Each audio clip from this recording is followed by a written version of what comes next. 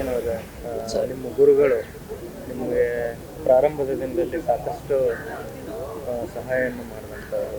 ನಿಮಗೆ ಈ ಈ ಒಂದು ವೃತ್ತಿಗೆ ಬರೋಕ್ಕೆ ಮೂಲ ಕಾರಣಕರ್ತರಾದಂಥವ್ರು ಅಂತಲೂ ಹೇಳಿದ್ರು ತಪ್ಪಾಗಲಿ. ಇವತ್ತಿನ ದಿನ ಹೌದು, ನೀವೇನು ಹೇಳಿದ್ರಿ, ಇವತ್ತು ಧರ್ಮಣ್ಣ ಅಂತ ಒಂದು 3-4 ಜನಕ್ಕೆ ಗೊತ್ತು ಅಂತಂದರೆ ಅದಕ್ಕೆ ಮೂಲ ಕಾರಣಕರ್ತರಲ್ಲಿ ಅವರು ಕೂಡ ಒಬ್ಬರು. ಅದು ಪ್ರಮುಖ ಸ್ಥಾನದಲ್ಲಿ ನಿಲ್ತಾರೆ. ಯಾಕೆಂದರೆ ನಾನು ಬೆಂಗಳೂರಿಗೆ ಬಂದಿದ್ದೆ ನಾಟಕಕ್ಕೋಸ್ಕರ. ಅದು ಅವರ ಗುರು ಸಂಸ್ಥೆ ಹುಬ್ಳಿಗೆ. ಅಲ್ಲಿಂದ ನಮ್ಮ ಜರ್ನಿ ಶುರುವಾಗಿದ್ದು. ಹತ್ತತ್ರ ಮುಂದಿನ ತಿಂಗಳಿಗೆ 20 ವರ್ಷ ನಮ್ಮ ಸರ್ದು ಜರ್ನಿ ಶುರುವಾಗಿ ಒಂದು 7-8 ವರ್ಷ ನಮ್ಮನ್ನು ಸಾಕಿ ಸಲುದರವರು. ಅಂದರೆ ಇಡೀ ಕರ್ನಾಟಕನ ಒಂದು 7-8 ವರ್ಷ ಸುತ್ತಿದ್ದೀವಿ ನಾವು. ಆ ಸುತ್ತಬೇಕಾದ್ರೆ ಅವ್ರು ಹೇಳ್ಕೊಟ್ಟಂಥ ಪಾಠಗಳೇನಿದೆ, ಮತ್ತು ಅಭಿನಯದಲ್ಲಿರೋ ಕೆಲವೊಂದು ಪಟ್ಟುಗಳು, ಅಲ್ಲಿರೋ ಆಗುಹೋಗುಗಳು, ಕಷ್ಟ ನಷ್ಟಗಳು, ಆಮೇಲೆ ಯಾವತ್ತೂ ಧೃತಿಗೆಡಬೇಡ ಅಂತ ಹೇಳ್ಕೊಟ್ಟಿರೋದು. ಆಮೇಲೆ ಜೀವನದಲ್ಲಿ ನಾಟಕ ಇದು ಅಂತಲೇ ಜೀವನ ಅನ್ನೋದಕ್ಕಿಂತ ಅದಲ್ದಲೇ ಒಂದು ಜೀವನ ಇದೆ, ಅದನ್ನು ರೂಪಿಸ್ಕೋಬೇಕು ಅಂತ ಹೇಳ್ಕೊಟ್ಟಿದ್ದಾಗಲಿ. ಆಮೇಲೆ ಒಂದು ನಾಯಕತ್ವದ ಗುಣ ಆಗಲಿ ಅಂತಂದರೆ ನನಗೆ ನನ್ನ ಕಣ್ಣೆದ್ರಿಗೆ ಅವರು ಕೆಲವೊಂದು ಸತಿ ಹೆಂಗೆ ಅಂತಂದರೆ ಊಟಕ್ಕೆ ಅಂತೇಳಿ ಕರ್ಕೊಂಡು ಹೋದ್ರೆ ಎಲ್ಲರೂ MLA ಇಲ್ಲಾಂದ್ರೆ MP ಇಲ್ಲ ದೊಡ್ಡ ಯಾವ್ದಾರ ಫಂಕ್ಷನ್ಗಳಿಗೆ ಹೋದರೆ ನಮ್ಮ ಸರ್ನು ಒಬ್ರನ್ನ ಮಾತ್ರ ಕರೆಯೋರು, ಬನ್ನಿ ಊಟಕ್ಕೆ ಅಂತ. ನಮ್ಮ ಸರ್ರು ಇಲ್ಲ, ನಮ್ಮ ಟೀಮ್ ಬಂದರೆ ಬರ್ತೀವಿ, ಇಲ್ಲಾಂದ್ರೆ ನಾವು ಇಲ್ಲೇ ಊಟ ಮಾಡ್ತೀವಿ ಪರವಾಗಿಲ್ಲ ಅಂತ ಹಂಗೆ ಉಳ್ಕೊಂಬಿಡೋರು. ಅಂದರೆ ಅದೊಂದು ಮಾಲಕತ್ವ ಗುಣ ಆಗಲಿ, ನಾಯಕತ್ವದ ಗುಣ ಆಗಲಿ, ಅದೆಲ್ಲ ಕಲಿಸಿದ್ದೆ ಅವರು. ಆಮೇಲೆ ನಾನು ಆ್ಯಕ್ಚುಲಿ MA ಜರ್ನಲಿಸಮ್ ಮಾಡೋಕ್ಕೂ ಅವರೇ ಕಾರಣ. ನೀನು ಚೆನ್ನಾಗಿ ಓದ್ತೀಯಾ, ಬರಿತೀಯಾ, ಚಿಕ್ಕ ಹುಡುಗ, ಇನ್ನೂ ಏಜ್ ಇದೆ, ಏನೂ ಕೆಲಸ ಇಲ್ದಾಗ, ನಾಟಕ ಇಲ್ದಾಗ ಮಾಡು, ನಾನು ಬೇಕಾದ್ರೆ ರಜಾ ಕೊಡ್ತೀನಿ ಅಂಥೇಳಿ. ಆಮೇಲೆ ಊಟ ತಿಂಡಿ ಉಳ್ಕೊಳ್ಳೋ ವ್ಯವಸ್ಥೆ ಇಷ್ಟೆಲ್ಲ ಕೊಟ್ಟು, ಅದಲ್ದಲೇ ಸಂಬಳ ಕೊಟ್ಟು ಇಟ್ಕೊಳ್ಳೋದು ಭಾಳ ಕಷ್ಟ. ನಿಮಗೆ ಗೊತ್ತು, ಇವತ್ತಿನ ನಾಟಕಗಳಲ್ಲಿ ಅದೆಲ್ಲ ಭಾಳ ಕಷ್ಟ. ಆದರೆ ನಮ್ಮನ್ನೆಲ್ಲ 7-8 ವರ್ಷ ಎಷ್ಟು ಚೆನ್ನಾಗಿ ನೋಡ್ಕೊಂಡಿರಂದರೆ ಮನೆ ಮಗನ ಥರ, ತಮ್ಮನ ಥರ ಸಪೋರ್ಟ್ ಮಾಡ್ತಾ ಬಂದಿದ್ರು ನಮ್ಮ ಗುರುಗಳು. ತುಂಬ ಅಂದರೆ ಇವತ್ತಿಗೂ ನಾವು ಏನಾರ ಮಾತಾಡ್ದಿತ್ತು ಅಂದರೆ ಒಂದೊಂದು ಗಂಟೆ ಯಾವ್ದಾರ ಸಿನಿಮಾ ನೋಡಿದ್ರೆ ಇಲ್ಲ ಯಾವುದೋ ಒಂದು ನಾಟಕ ಇಷ್ಟ ಆದರೆ ಒಂದು ಗಂಟೆ ಚರ್ಚೆ ಮಾಡ್ತಿದ್ವಿ. ಹಿಂಗಾಗಬೇಕಿತ್ತು, ಹಂಗಾಗಬೇಕಿತ್ತು, ಅದನ್ನು ಮಾಡೋಣ, ಹಿಂಗೆ ಮಾಡೋಣ. ಅದೊಂದು ಕನಸಿತ್ತು. ಆದಿರಂಗ ಅಂತೇನು ಇಲ್ಲಿ ಹುಬ್ಳಿಲಿ ಈಗ ಸೆಂಟ್ರಲ್ ಗೌರ್ಮೆಂಟಿಂದ ಜಾಗ ತಗೊಂಡು ಕಟ್ಟಿದ್ರು. ಅಲ್ಲೊಂದು ಸ್ಕೂಲ್ ಥರ ಆಗಬೇಕದು, ನೀನಾಸಂ ಥರ ಆಗಬೇಕಿಲ್ಲ, ರಂಗಾಯಣ ಥರ ಮಾಡೋಣ.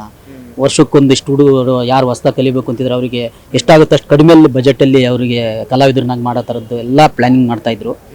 ಇವೇನೇನೋ ಇತ್ತು. ಅಂದರೆ ಏನಂದರೆ ರೆಸ್ಟ್ ಮಾಡ್ತಿರಲಿಲ್ಲ ಅವರು. ರೆಸ್ಟ್ಲೆಸ್ಸು ಜೀವನ. ನಾವು 20 ವರ್ಷದಿಂದ ನೋಡಿದಾಗಿಂದನೂ ನೋಡ್ತಾ ಇದ್ದೀವಿ. ಹುಷಾರಿಲ್ಲ ಅಂತಂದ್ರೂ ಕೂಡ ಟ್ಯಾಬ್ಲೆಟ್ ಒಂದು ಏನೋ ಬಾಯಿಗೆ ಹಾಕೊಂಡ್ಬಿಡೋದು, ನೋಡ್ರಿ ಎಲ್ಲಿಗೆ ಹೋಗ್ಬೇಕು ಅಂತ ಕಾರ್ಯಾಗತ್ತು ಕೂತ್ಕೊಂಡ್ಬಿಟ್ರೆ ಏನು ಹೋಗ್ತೀವಲ್ಲ ಅಷ್ಟೇ ರೆಸ್ಟು ಅನ್ನೋದೇ ನೋಡಿಲ್ಲ ನಾವು ಜಾಸ್ತಿ. ನಾನು ಮೊನ್ನೆನೂ ಕೂಡ ಒಂದು 2-3 ವರ್ಷದಿಂದ ಅವ್ರಿಗೆ ಫಸ್ಟ್ನೇ ಸಲ ಆಪ್ರೇಷನ್ ಆದಾಗಲೂ ಹೇಳಿದ್ದೆ, ಮನೆಗೆ ಹೋಗಿ ಹೇಳಿದ್ದೆ, ಸರ್ ಸಾಕು, ಎಷ್ಟು ಮಾಡಿದ್ದೀರಾ, ಒಂದು ಸ್ವಲ್ಪ ದಿನ ರೆಸ್ಟ್ ಮಾಡಿ, ತೊಂದರೆ ಇಲ್ಲ, ಅಟ್ಲೀಸ್ಟ್ ಒಂದು 2 ತಿಂಗಳು ರೆಸ್ಟ್ ಮಾಡಿ, ಡಾಕ್ಟ್ರು ಕೂಡ ಹೇಳಿದ್ದಾರೆ ಅಂತ. 20 ದಿನ ಅಷ್ಟೇ. 20 ದಿನನೂ ಕೂಡ ಫೋನಲ್ಲಿ ಮಾತಾಡ್ತಾ ಅದು ಇದು ಮಾಡ್ತಾ 21 ದಿನ ಮತ್ತೆಲ್ಲ ಕೆಲಸ ಶುರು. ರೆಸ್ಟ್ಲೆಸ್ಸು ಜೀವನ, ರೆಸ್ಟ್ಲೆಸ್ ಕೆಲಸ ಮಾಡಿದ್ದಾರೆ, ತುಂಬ ಕೆಲಸ ಮಾಡಿದ್ದಾರೆ. ಇಲ್ಲಿ ನೋಡ್ತಿರ್ಬೋದು ನೀವೇ ಎಷ್ಟು ಜನ. ಇವರೆಲ್ಲ ಚಿಕ್ಕದನ್ನ ಅವರು ಮಾಡೋದ್ರಿಂದ. ಆಮೇಲೆ ಏನಂತಂದರೆ ಅವ್ರದ್ದೊಂದು ಖುಷಿ ಆಗೋದು ಏನಂತಂದರೆ ನಮ್ಗೆ ಯಾವತ್ತೂ ಊಟಕ್ಕೆ ಕುಂದಿಸ್ಲಿಲ್ಲ. ಅಂದರೆ ಅವ್ರು ಇದ್ದಿದ್ದು ಒಂದು ಚಿಕ್ಕ ರೂಮಲ್ಲಿದ್ದರು.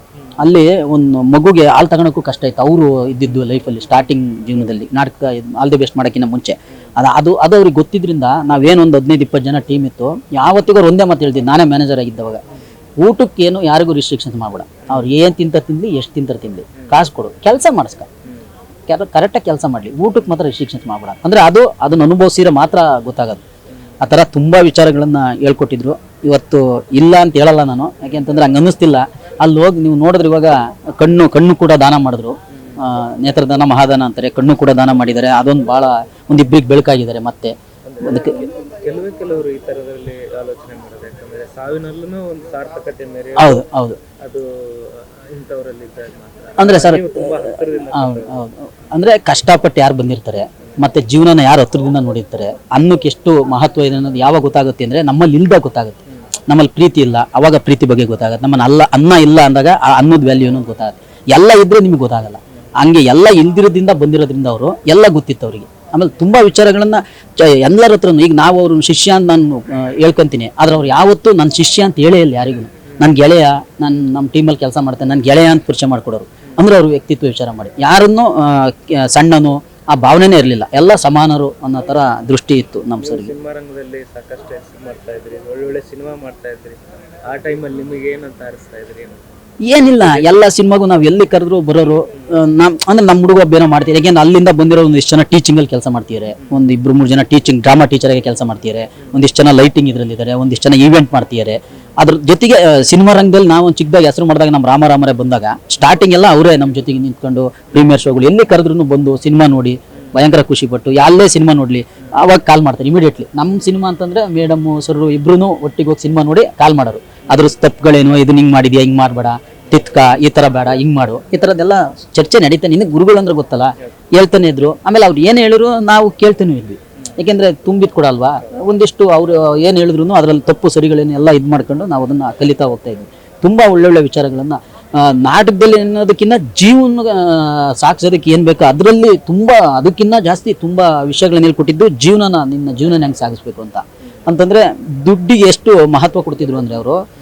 ನೀವು ನೋಡಿ ಈಗ ಸುಮಾರು ಜನ ಈಗ ನಾಟಕ ಅದು ಇದು ಅಂದ್ಕೊಂಡು ಎಷ್ಟೊಂದು ಜನಕ್ಕೆ ಮದುವೆ ಆಗಿರಲ್ಲ ಆಯಿತಾ. ಆಮೇಲೆ ಒಂದೊತ್ತಿಗೆ ಊಟಕ್ಕಿಲ್ದಂಗೆ ಇದೆಲ್ಲ ಮಾಡ್ತಿದ್ರು. ಅದನ್ನು ಹೇಳ್ಕೊಡೋರು, ನೀನು ಮಾಡು, ನಾಟಕ ಮಾಡೋದು ತಪ್ಪಲ್ಲ, ಆದರೆ ಅದ್ರ ಜೊತೆಗೆ ನಿಂದೇ ಆದ ಒಂದು ಜೀವನ ಇರುತ್ತೆ ಆಯಿತಾ, ನಿಂದೇ ಆದ ಒಂದು ಫ್ಯಾಮಿಲಿ ಇರುತ್ತೆ, ಅದನ್ನು ನೀನು ಸಾಕಬೇಕು, ಆ ಫೌಂಡೇಶನ್ ಗಟ್ಟಿ ಮಾಡ್ಕ ಅಂತೆಲ್ಲ. ಅಂದರೆ ಅಷ್ಟು ಒಳ್ಳೊಳ್ಳೆ ವಿಚಾರಗಳು, ಅಷ್ಟು ಒಳ್ಳೊಳ್ಳೆ ಮಹತ್ವಗಳು, ಅಷ್ಟೆಲ್ಲ ಖಂಡಿತವಾಗ್ಲೂ ಇವತ್ತು ನಾನು ಏನೇ ಮಾಡಿದ್ರು ಅದಕ್ಕೆ ಅವರ ಕಾರಣ. ಗ್ಯಾರಂಟಿ ನ್ಯೂಸ್, ಸುದ್ದಿ ಖಚಿತ, ನ್ಯಾಯ ನಿಶ್ಚಿತ.